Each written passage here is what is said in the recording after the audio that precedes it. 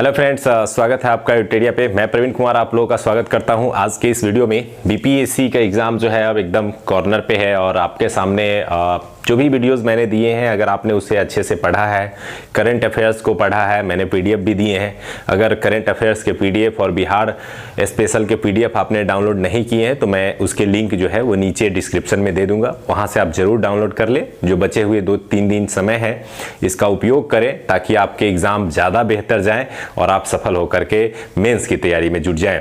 तो चलिए दोस्तों, उसके लिए एक स्टेप जहां से प्रश्न हर बार निश्चित रूप से पूछे जाते हैं, या तो वो भारत के जनगणना से पूछे जाते हैं या बिहार से या दोनों से। तो मैंने एक ऐसे प्रोसेस के माध्यम से दोनों को पढ़ाने का प्रयास किया है ताकि हम भारत के जनगणना से आने वाले प्रश्नों को भी बना सकें, बिहार की जनगणना से भी आने वाले प्रश्नों को बना सकें।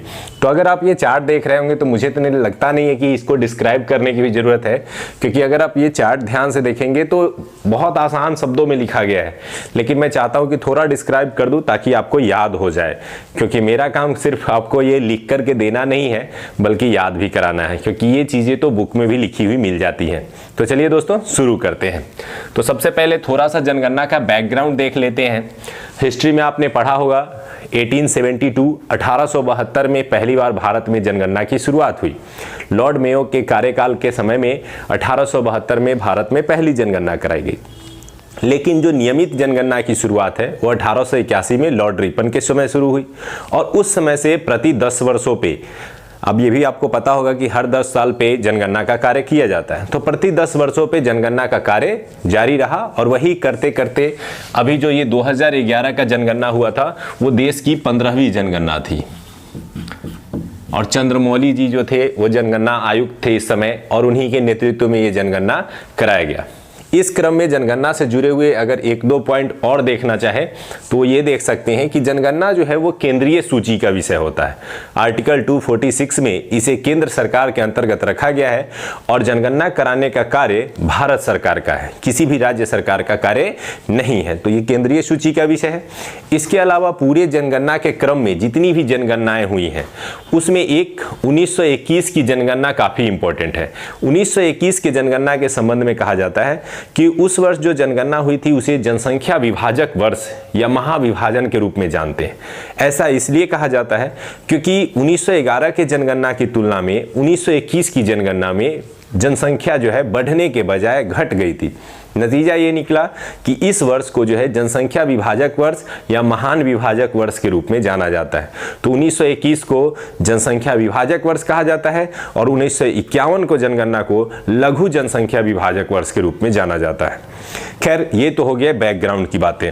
अब हम लोग आते हैं इस चार्ट की ओर जो 2011 की जनगणना हुई थी। अब आपको पता है कि 2021 में जनगणना होगी, तो इस 2021 से पहले जितने भी आप एग्जाम देंगे उन सभी एग्जामों में यही आंकड़े आपको देने हैं। तो ये अभी के लिए नहीं बल्कि हर टाइम के लिए करंट अफेयर्स और इंपॉर्टेंट है। तो चलिए शुरू करते हैं। सबसे पहले आते हैं, यहाँ पे हम देखेंगे मैंने कुछ आधार रखे हैं जिनसे प्रश्न आते हैं। यहाँ पे मैंने भारत को रखा है और यहाँ हमने बिहार को। तो आधार, भारत और बिहार, इस पूरे टेबल को समझने में आपको काफी मदद मिलेगी। चलिए, कुल जनसंख्या सबसे पहले आते हैं कि हमारी कुल जनसंख्या क्या है। तो यदि देश की कुल जनसंख्या देखें तो मोटे तौर पे हम कह सकते हैं कि 121 करोड़ जनसंख्या 2011 के जनगणना के अनुसार है। अब ये नहीं आप सोचिएगा कि प्रधानमंत्री जी हमारे भाषण में कहते हैं 125 करोड़ देशवासी, तो आप आंसर में 125 करोड़ देशवासी लिख के आ जाएंगे। बिल्कुल नहीं। वो आपसे प्रश्न जब भी पूछे जाते हैं तो जनगणना के आधार पे पूछे जाते हैं और 2011 की जनगणना में जो आंकड़े दिए गए हैं आपको वही देने हैं। अभी क्या है इससे कोई मतलब नहीं है, मतलब आपको 2011 के जनगणना आंकड़ों से है। तो भारत की जो कुल जनसंख्या है वो 121 करोड़ है। अगर इसे हम पूरे विस्तार में देखें तो ये आंकड़ा काफ़ी विस्तृत दिखाई देगा। यहाँ पे 121 करोड़ में ले सकते हैं, फिर ये डिजिट है, तो इतने डिजिट याद रखने की ज़रूरत नहीं है। वैसे आप इसे इसमें ये ध्यान रखें कि स्टार्टिंग में 121 है और लास्ट में 977 है। ऑप्शन के आधार पे आप उसे आसानी से चुन पाएंगे। अब आते हैं बिहार को देख लेते हैं। बिहार की जनगणना में बात करें तो 10,40,99,452 ये एग्जैक्ट जरूर याद करके जाएं अगर आप बीपीएससी का एग्जाम दे रहे हैं, क्योंकि 2011 में जो बीपीएससी का एग्जाम हुआ था उसमें एग्जैक्ट आंकड़ा पूछा गया था। ऐसे नॉर्मली इसे 10.41 करोड़ अर्थात 10,41,00,000 के आसपास जनसंख्या बिहार की मानी जाती है। अगर भारत की जनसंख्या को देखें तो विश्व की जनसंख्या का यह 17.5% है। टोटल विश्व में जो जनसंख्या है उसका 17.5% है और जनसंख्या के क्रम में हमारा स्थान सेकेंड है। चाइना के बाद हम दूसरे सबसे बड़े लार्जेस्ट जनसंख्या वाले देश हैं। वहीं अगर हम बिहार में आते हैं तो बिहार को देखेंगे तो भारत का 8.6% जनसंख्या बिहार में निवास करता है। भारत के कुल जनसंख्या का 8.6% जनसंख्या बिहार में निवास करता है और इस क्रम में भारत का यह तीसरा सबसे लार्जेस्ट जनसंख्या वाला राज्य है। तो बात करें इससे पहले वाले दो कौन हैं, तो पहला सबसे नंबर 1 आता है यूपी। यूपी सबसे ज़्यादा जनसंख्या वाला राज्य है। इस यूपी की जनसंख्या 19.98 करोड़ है, लगभग 20 करोड़ के आसपास। और दूसरा नंबर आता है महाराष्ट्र का। तो यूपी और महाराष्ट्र के बाद तीसरा स्थान आता है किसका, बिहार का। अब आते हैं इस जनसंख्या में थोड़ा हम लोग देख लेते हैं कि कुल जनसंख्या में प्रथम स्थान किसका है, तो उत्तर प्रदेश का है और अंतिम स्थान किसका है, तो सिक्किम का है। उत्तर प्रदेश 19.98 करोड़ के साथ प्रथम स्थान पे है और सिक्किम 6,10,000 के साथ सबसे अंतिम स्थान पे है। वहीं बिहार में अगर जिलों की बात कर ले, बिहार में जो टोटल 38 जिले हैं, इन जिलों में पहला स्थान पटना का है जो सबसे ज़्यादा जनसंख्या वाला जिला है और शेखपुरा जो सबसे कम जनसंख्या वाला जिला है। अब इन जनसंख्या को दो आधारों पर बांट के देखा जा सकता है, पुरुष जनसंख्या और महिला जनसंख्या। तो भारत में देखें तो पुरुष और महिला में एक डिफरेंस दिखाई देगा जो लगभग एक समान है।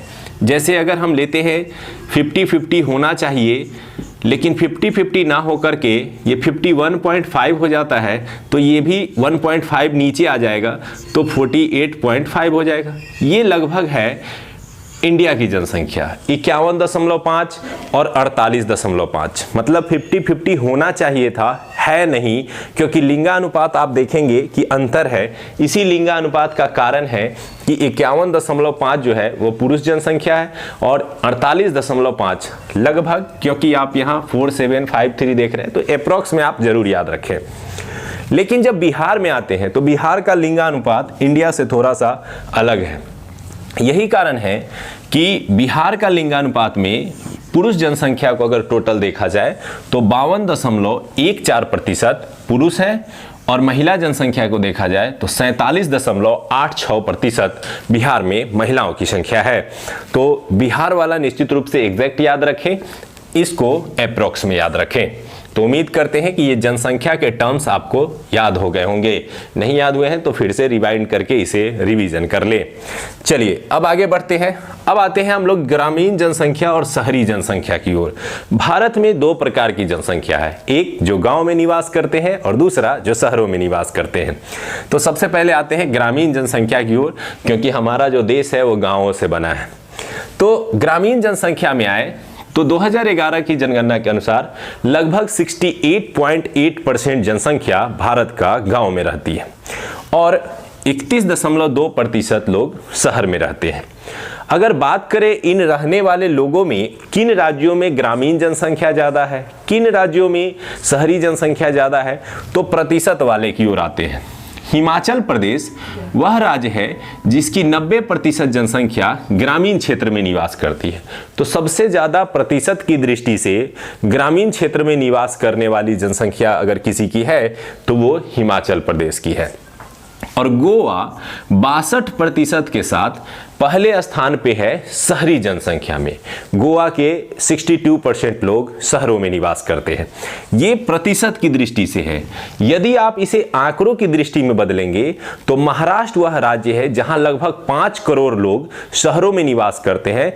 तो संख्या की दृष्टि से महाराष्ट्र सबसे ज़्यादा शहर में रहते हैं और संख्या की दृष्टि से यूपी में सबसे ज़्यादा लोग गाँव में रहते हैं। लेकिन प्रतिशत की दृष्टि से हिमाचल प्रदेश में गांव के लोग सबसे ज़्यादा है और गोवा में शहरी लोग सबसे ज़्यादा है। अब आते हैं बिहार की ओर। बिहार में 88.7% लोग ग्रामीण क्षेत्र में निवास करते हैं और 11.3% लोग शहरी क्षेत्र में निवास करते हैं। और ग्रामीण क्षेत्र में निवास करने वाले लोगों की संख्या को देखें तो बिहार का स्थान हिमाचल के बाद दूसरा है। हिमाचल 90% और बिहार 88.7% ग्रामीण क्षेत्र के साथ सबसे ग्रामीण क्षेत्र में रहने वाला दूसरा सबसे बड़ा राज्य है। अब आते हैं, इसी चीज को थोड़ा सा हम लोग जिले वाइज तोड़ते हैं क्योंकि कई बार जिलों से प्रश्न आ सकता है। तो समस्तीपुर वह जिला है जिसके मात्र 3.5% जनसंख्या शहर में निवास करती है। तो इसका मतलब क्या हुआ, 3.5 शहर में, तो बाकी जो बच के 96.5% लोग वो गांव में निवास करते हैं। तो समस्तीपुर वह जिला है बिहार में जिस जिला की जनसंख्या सबसे ज़्यादा ग्रामीण क्षेत्र में निवास करती है। और पटना जो इसकी राजधानी है, स्वाभाविक है कि राजधानी है तो जनसंख्या ज़्यादा है, शहर का आकार बड़ा है, तो सबसे ज़्यादा शहर में निवास करने वाले लोग लगभग 43% लोग कहाँ निवास करते हैं, तो पटना में। तो पटना सबसे ज़्यादा शहरी जनसंख्या वाला जिला, समस्तीपुर सबसे कम शहरी जनसंख्या वाला अर्थात सबसे ज़्यादा नगरीय जनसंख्या वाला जिला है प्रतिशत की दृष्टि से। तो अब हमने यहाँ जनसंख्या को भी समझा, ग्रामीण जनसंख्या और शहरी जनसंख्या भी देखा। अब यहाँ से मुझे लगता है कि यदि इंडिया भी पूछा जाए तो भी आप बनाने में सफल होंगे और बिहार भी पूछा जाए तब भी आप आसानी से बना पाएंगे। अब आते हैं दशकीय वृद्धि दर। दशकीय वृद्धि दर का मतलब होता है 10 साल के अंतराल में जनसंख्या में प्रतिशत वृद्धि। एग्जाम्पल के तौर पे देखें कि यदि 2001 में जनसंख्या 100 हो और 2011 में जनसंख्या 115 हो जाए तो ये जो वृद्धि हुई 15% इसकी वृद्धि दर कही जाएगी। तो इसी को कहेंगे दशकीय वृद्धि। तो इसी को हम लोग देख रहे हैं। तो दशकीय वृद्धि जो है वह भारत में क्या रहे, तो भारत में 2001 के तुलना में 2011 में जनसंख्या में 17.7% की वृद्धि हुई जो 60 से 62वीं बीपीएससी में पूछी भी गई थी। तो 17.7% दशकीय वृद्धि हुई। अब क्या सभी राज्यों में एक समान दशकीय वृद्धि संभव है? जी नहीं, तो अलग अलग थे। तो उसी में जो सबसे ज्यादा और सबसे कम है उसे ध्यान रखेंगे। सबसे ज्यादा रहा मेघालय में। मेघालय में दशकीय वृद्धि दर 27.9%। इसे याद रखेंगे, जो सबसे ज़्यादा हो या सबसे कम हो वो जरूर याद रखें क्योंकि क्वेश्चन में वही पूछे जाते हैं। तो दशकीय वृद्धि दर की दृष्टि से देखें तो मेघालय सबसे नंबर 1 रहा 27.9% के साथ, और सबसे कम दशकीय वृद्धि दर रहा नागालैंड में। क्यों? क्योंकि यहाँ -0.6% जनसंख्या घट गई। 2001 की तुलना में 2011 में जनसंख्या घटने वाला इकलौता राज्य नागालैंड रहा। बाकी सभी राज्यों में जनसंख्या कुछ न कुछ निश्चित रूप से बढ़ा। यह एक इकलौता राज्य रहा जहां जनसंख्या घट गई। तो भारत की दशकीय वृद्धि दर 17.7%, सबसे ज्यादा दशकीय वृद्धि दर मेघालय 27.9, दैट मीन्स कि 28, और नागालैंड -0.6% डिक्रीज हो गई जनसंख्या। आते हैं बिहार में। तो बिहार में जो जनसंख्या का वृद्धि दशकीय वृद्धि दर रहा वो रहा 25.4%, और इसे निश्चित रूप से याद रखें, ये प्रश्न में पूछे जाते हैं। तो 25.4% बिहार में दशकीय वृद्धि दर रहा। और इस दृष्टि से तो यहां हमने देखा कि मेघालय दशकीय वृद्धि दर में सबसे अधिक था, और दूसरा स्थान इसमें है अरुणाचल प्रदेश का।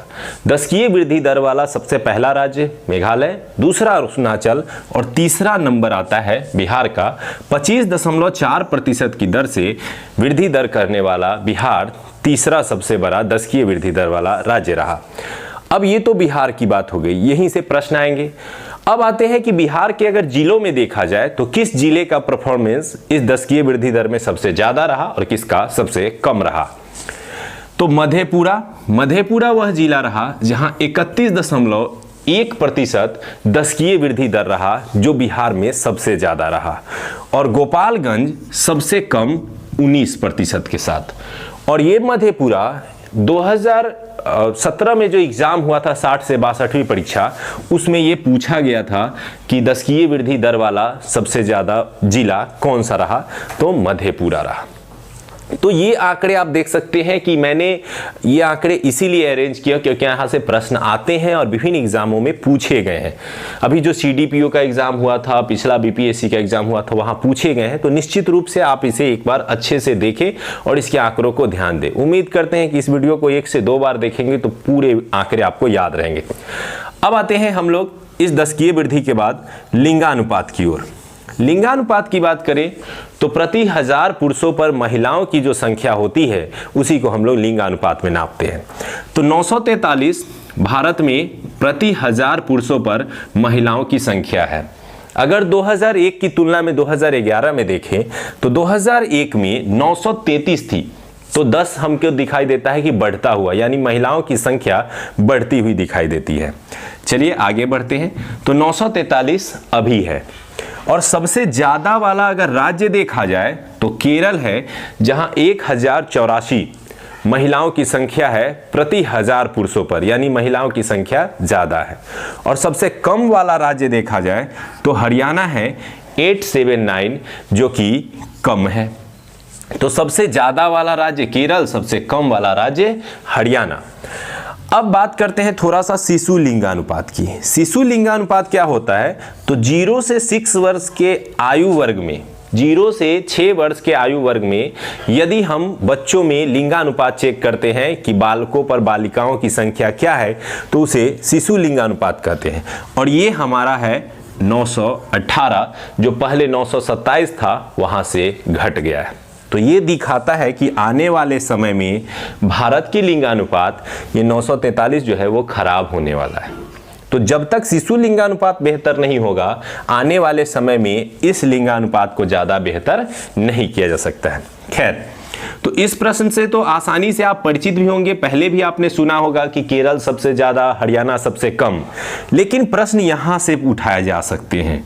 यहाँ से क्या उठाया जाएगा कि शिशु लिंगानुपात में सबसे अधिक लिंगानुपात वाला जिला कौन है? तो अरुणाचल प्रदेश है, केरल नहीं है यहाँ। और शिशु लिंगानुपात में सबसे कम वाला राज्य तो वो हरियाणा ही है, जो 879 के साथ वह मेन लिंगानुपात में सबसे कम था, यहाँ 834 के साथ और खराब स्थिति में आगे समय में जाने वाला है। तो ये दर्शाता है। तो शिशु लिंगानुपात और लिंगानुपात में डिफरेंस आपने समझा और राज्य निश्चित रूप से याद हो गए होंगे। पहले तो ये 943 और 918 ये याद होना चाहिए। यहाँ केरल और हरियाणा, यहाँ अरुणाचल और हरियाणा, ये याद होना चाहिए। अब आते हैं बिहार में। तो बिहार में जो लिंगानुपात है वो है 918 प्रति 1000 पुरुषों पे। तो स्थिति अच्छी नहीं है, लेकिन आगे चल करके शिशु लिंगानुपात जो अभी है वो 935 है प्रति 1000। तो यानी आने वाले समय में बिहार में लिंगानुपात कुछ बेहतर जरूर होगा। 918 ये जो शिशु लिंगानुपात है, लिंगानुपात है, इसमें सबसे नंबर 1 है गोपालगंज। यहाँ 1021 महिलाओं की संख्या है प्रति 1000 पुरुषों पे। और मुंगेर सबसे खराब कंडीशन में है, 876 है प्रति 1000 पुरुषों पे। तो ये याद रखना है। अगर शिशु लिंगानुपात में बिहार के जिलों की बात करें तो किशनगंज सबसे ऊपर 971। अब यहाँ याद रखेंगे कि शिशु लिंगानुपात पूछा जा रहा है कि लिंगानुपात पूछा जाएगा गोपालगंज और शिशु लिंगानुपात पूछा जाएगा किशनगंज। दोनों में गंज लगे हुए हैं। एक गोपालगंज आपको मैप पे दिखाई देना चाहिए, एक जो है बिल्कुल पश्चिम साइड में है, तो एक बिल्कुल पूर्व साइड में है। तो किशनगंज, और सबसे अंतिम स्थान पे है वैशाली 904। तो ये लिंगानुपात और शिशु लिंगानुपात।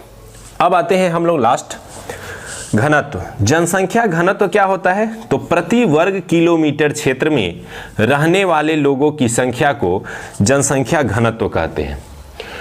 और भारत का क्या है?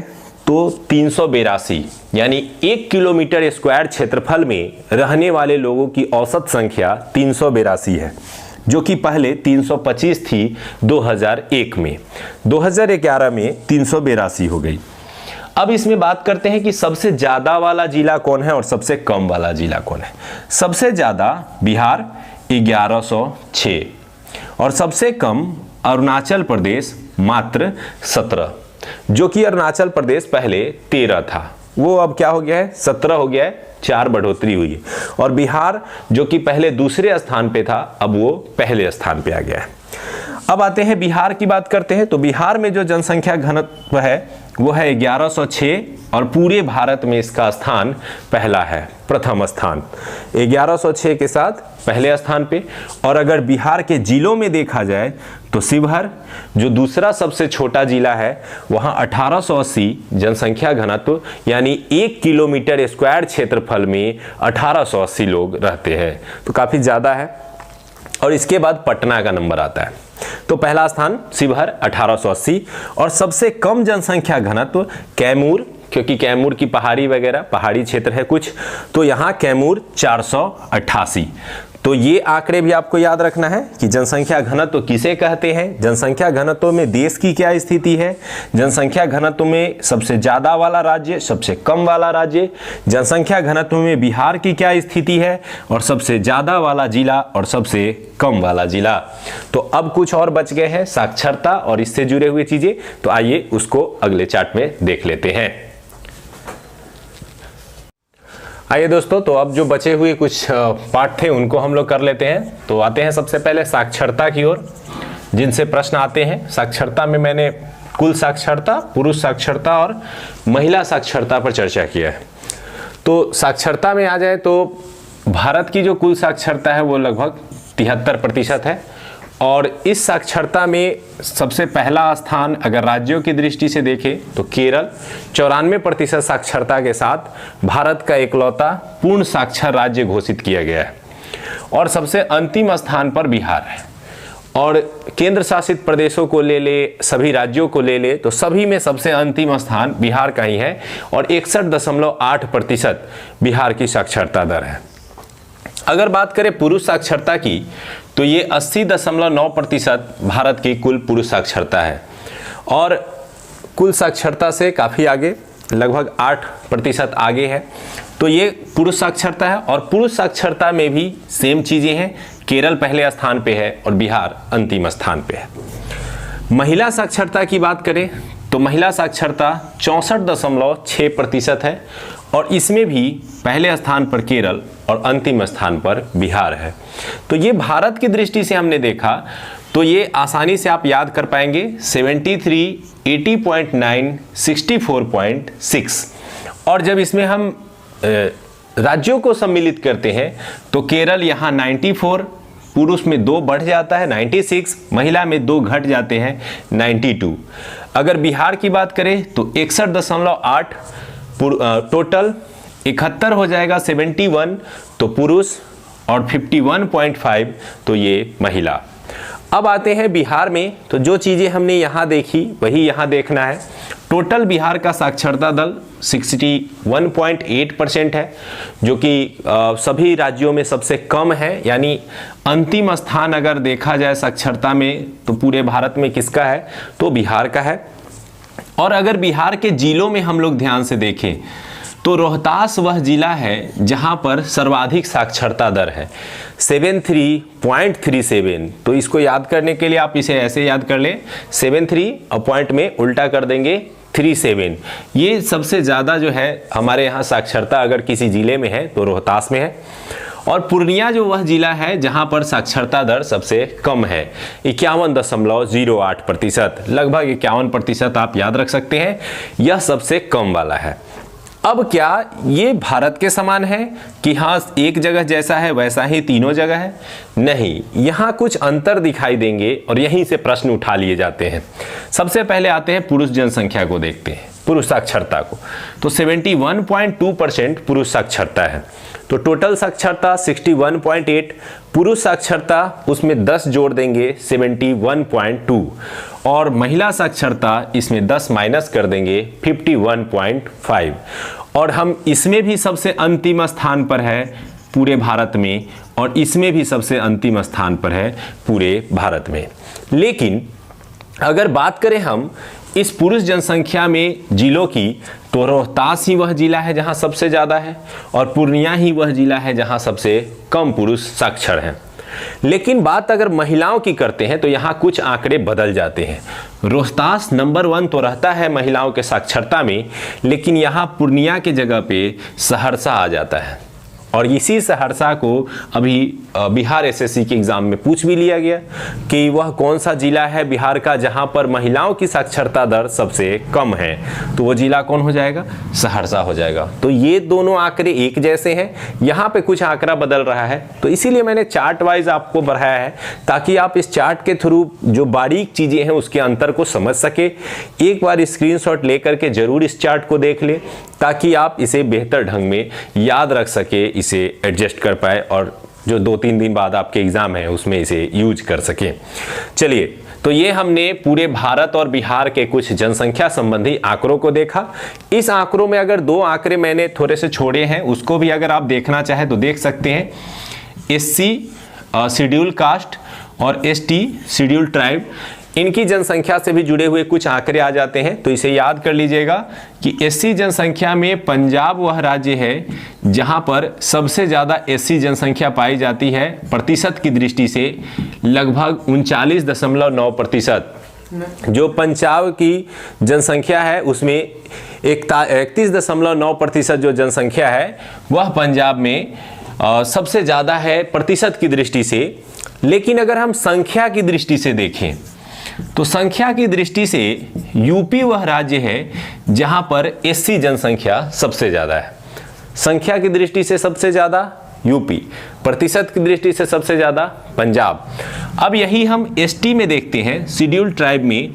तो एसटी में अगर हम प्रतिशत की दृष्टि से देखेंगे तो मिजोरम वह राज्य है जहां पर सबसे ज़्यादा लगभग 94.4% जनसंख्या जो है वो एसटी की है।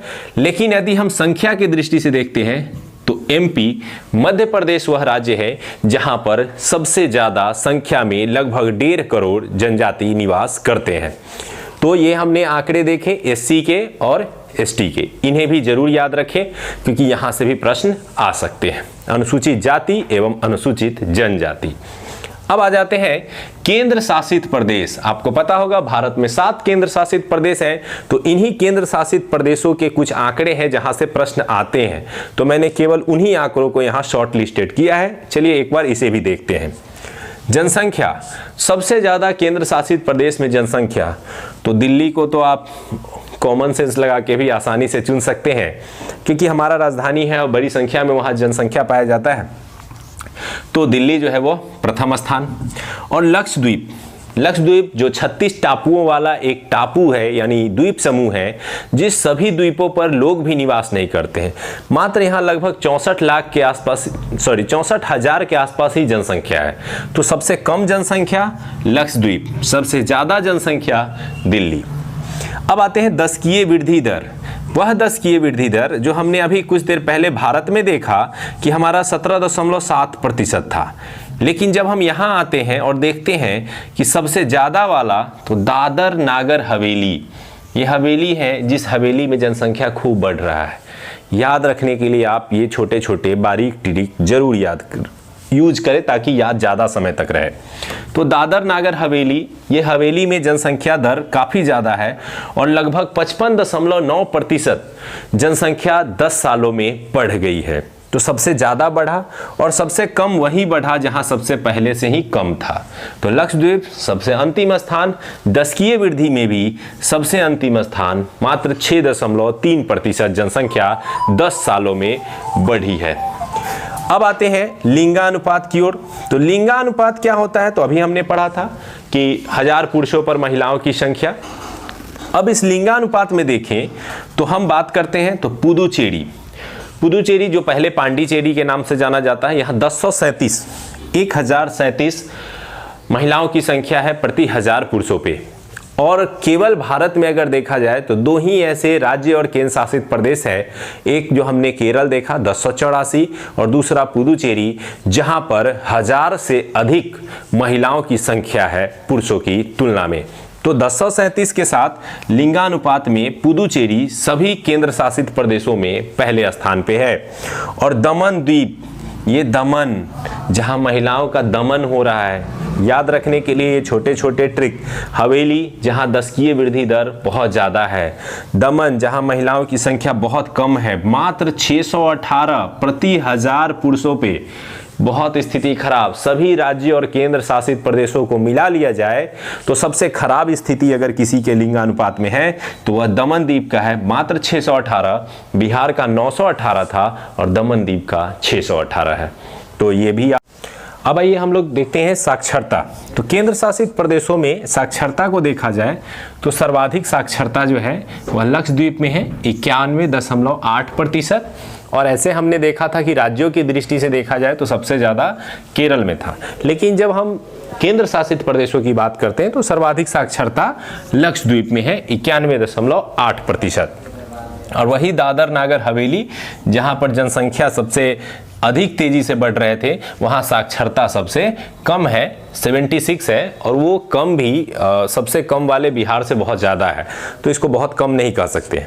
लेकिन फिर भी आपसे पूछा जाए कि कहाँ साक्षरता सबसे कम है तो दादर नागर हवेली। कहाँ लिंगानुपात सबसे कम है, दमनदीप। कहाँ दशकीय वृद्धि सबसे ज़्यादा हो रहा है, कहाँ सबसे कम हो रहा है, तो इसीलिए मैंने ये वीडियो बनाया। अब आ जाइए SC शेड्यूल कास्ट, जो हमने यहाँ भी देखा। शेड्यूल कास्ट की दृष्टि से देखा जाए तो चंडीगढ़ वह राज्य है जहां प्रतिशत की दृष्टि से सबसे ज़्यादा अनुसूचित जाति रहते हैं, 18.9%। लेकिन यदि शेड्यूल कास्ट को संख्या की दृष्टि से देखा जाए तो वह दिल्ली वह क्षेत्र है जहां सबसे ज़्यादा संख्या में अनुसूचित जाति रहते हैं।